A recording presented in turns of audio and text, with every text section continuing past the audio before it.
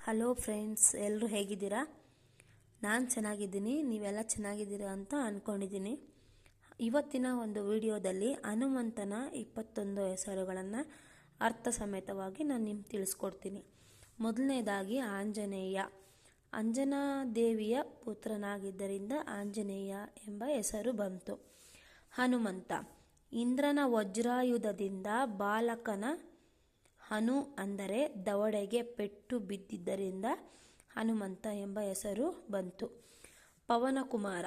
ವಾಯು ಅಂದರೆ ಪವನ, ವಾಯುವಿನ ಮಗನಾದ್ದರಿಂದ ಪವನಕುಮಾರ ಎಂಬ ಹೆಸರು ಬಂತು. ರಾಮದೂತ. ಶ್ರೀರಾಮನ ಸಂದೇಶವನ್ನು ಸೀತಾಮಾತೆಗೆ ತಲುಪಿಸಿದ ಕಾರಣದಿಂದ ರಾಮದೂತ ಎಂಬ ಹೆಸರು ಬಂತು. ವಾಯುಪುತ್ರ. ವಾಯುದೇವನ ಮಗನಾದ್ದರಿಂದ ವಾಯುಪುತ್ರ ಎಂಬ ಹೆಸರು ಬಂತು. ಕಪೀಶ್ವರ.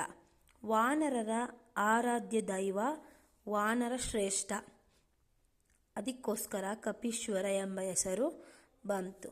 ರಾಮಬಂಟ. ರಾಮನ ಸೇವಕನಾದ್ದರಿಂದ ರಾಮಬಂಟ ಎಂಬ ಹೆಸರು ಬಂತು. ಯೋಗಿ. ಶ್ರೇಷ್ಠ ಸಂತನಾದ್ದರಿಂದ ಈತ ಪರಮಯೋಗಿ. ವಿಜಿತೇಂದ್ರಿಯ. ಚಿತ್ತ ಶುದ್ಧವಿರುವವ, ಸಕಲ ಇಂದ್ರಿಯಗಳನ್ನು ನಿಗ್ರಹಿಸಿದವ. ತೇಜಸ್ವಿ. ಅತ್ಯಂತ ಪ್ರಕಾಶಮಾನವಾದ ಹಾಗೂ ಕಾಂತಿಯುಕ್ತ ತೇಜಸ್ಸುಳ್ಳವನಾದ್ದರಿಂದ ತೇಜಸ್ವಿ ಎಂಬ ಹೆಸರು ಬಂತು. ಚಿರಂಜೀವಿ. ಸಪ್ತ ಚಿರಂಜೀವಿಗಳಲ್ಲಿ ಒಬ್ಬನಾದ್ದರಿಂದ ಈ ಹೆಸರು ಬಂತು. ಮಾರುತಿ.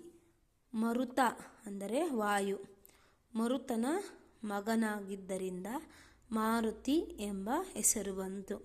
ಅನಿಲಕುಮಾರ. ವಾಯು ಅಂದರೆ ಅನಿಲ, ವಾಯುವಿನ ಪುತ್ರನಾದ್ದರಿಂದ ಅನಿಲಕುಮಾರ ಎಂಬ ಹೆಸರು ಬಂತು. ಸಂಜೀವ ಅಂದರೆ ಸಂಜೀವಿನಿಯನ್ನು ತಂದದ್ದರಿಂದ ಸಂಜೀವ ಎಂಬ ಹೆಸರು ಬಂತು. ಬಲಭೀಮ. ಅವಿಂತ ಬಲ ಪರಾಕ್ರಮಿಯಾದ್ದರಿಂದ ಬಲಭೀಮ ಎಂಬ ಹೆಸರು ಬಂತು. ಅಂಜನಾಸುತ.